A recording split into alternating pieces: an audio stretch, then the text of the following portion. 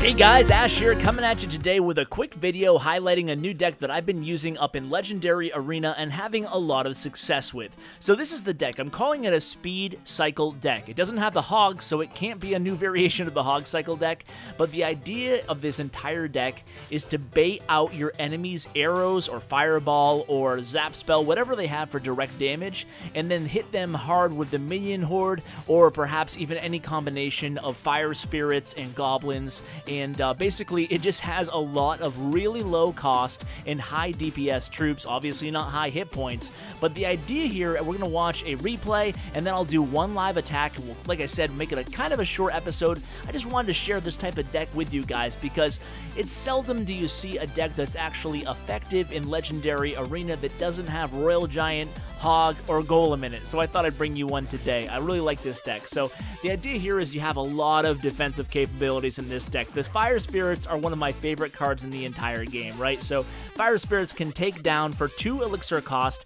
they can take down a whole minion horde, which is so valuable. Essentially, they're like a direct damage spell, and they can be used on offense as well. It's a really awesome card. So the idea with this deck is, in the beginning of the match, your opponent obviously has no clue what you're playing, so you want to try to take them by surprise if at all possible with the minion card.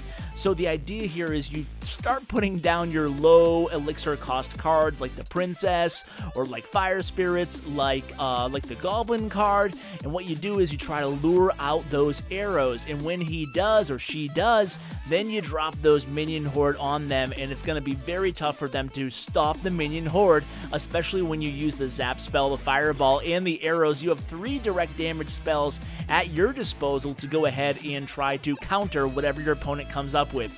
So the idea here is it's a steady flow of low hit point, high DPS, low elixir cost troops that you're really able to absolutely spam at the opponent. And it may not seem like this deck could be super effective not having that one amazing offensive card. Obviously, no hogs, no princes, no Royale Giant, but it doesn't matter because it defends really, really well. It's a great deck at really keeping your opponent on his toes in terms of, you can see, for example, here I'm playing the Royale Giant deck, and he just can't even get the Royale Giant on the board because he's too busy defending against me, and when he does, I have a lot of answers for it. I can drop my cannon. If I'm late on the cannon or the cannon isn't up, I can cycle over to it and then zap spell to make the Royale Giant retarget onto the cannon.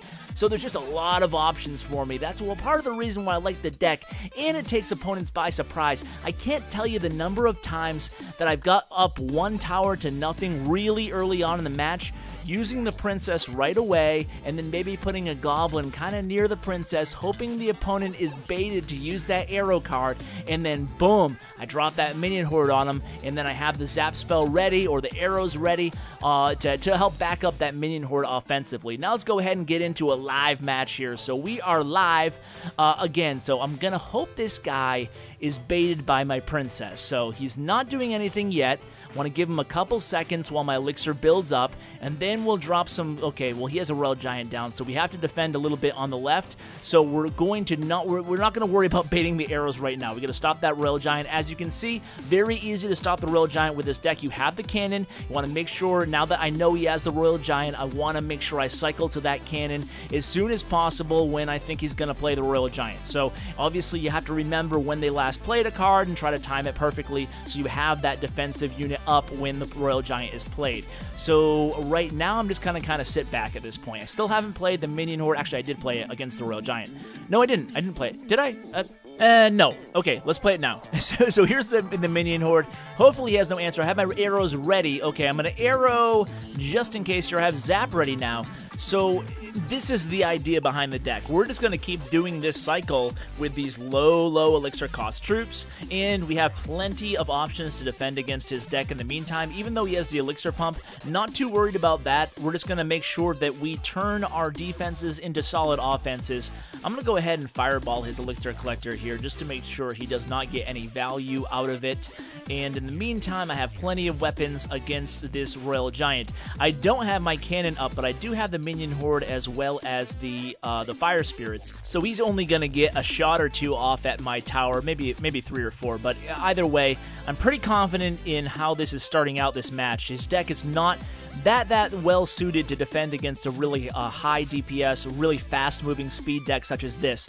So I'm playing this cannon right now, which is kind of breaking my own rule at this point because I want to have that cannon up before the Royale Giant is played, but at the same time, this deck is so cheap and effective as far as the speed goes that I do feel confident I can get it up again, but he plays the Royale Giant, almost answering my commentary as I say it. I'm going to Fireball this Barbarian Horde real quick, and then I'm going to go ahead and play Fire Spirits again. That will take care of the Barbarians, and the Royale Giant won't even get one hit. I'm going to go ahead and drop that Minion Horde on the right. Zap will be down right now, kill those Spear Goblins, and this should be enough to take out that right tower. I have a Princess backing up that Minion Horde. This is what it's all about, guys. That is what it's all about. We have the Minion Horde that we want to really try to take advantage. Whenever he uses those arrows, whenever I think he's really low on elixir, I'm going to go ahead and keep dropping that Minion Horde on the opposite lane. Now you can see here he plays a Royale Giant again very quickly, cycling into that Royale Giant. This time I was ready with that cannon, dropped a Minion Horde, and I think this is going to be it. I have the cannon up again already, so I'm going to drop the cannon if I need to, but he's not going to be able to cycle back to the Royale Giant, and there it is, guys. We picked up another win. Thank you so much for watching my video today and taking a little bit out of your day to hang out with me. I truly appreciate it as always, and as always, take care, guys. We don't play for fame, we don't play for cash. We just play for the glory and the crash of the ash.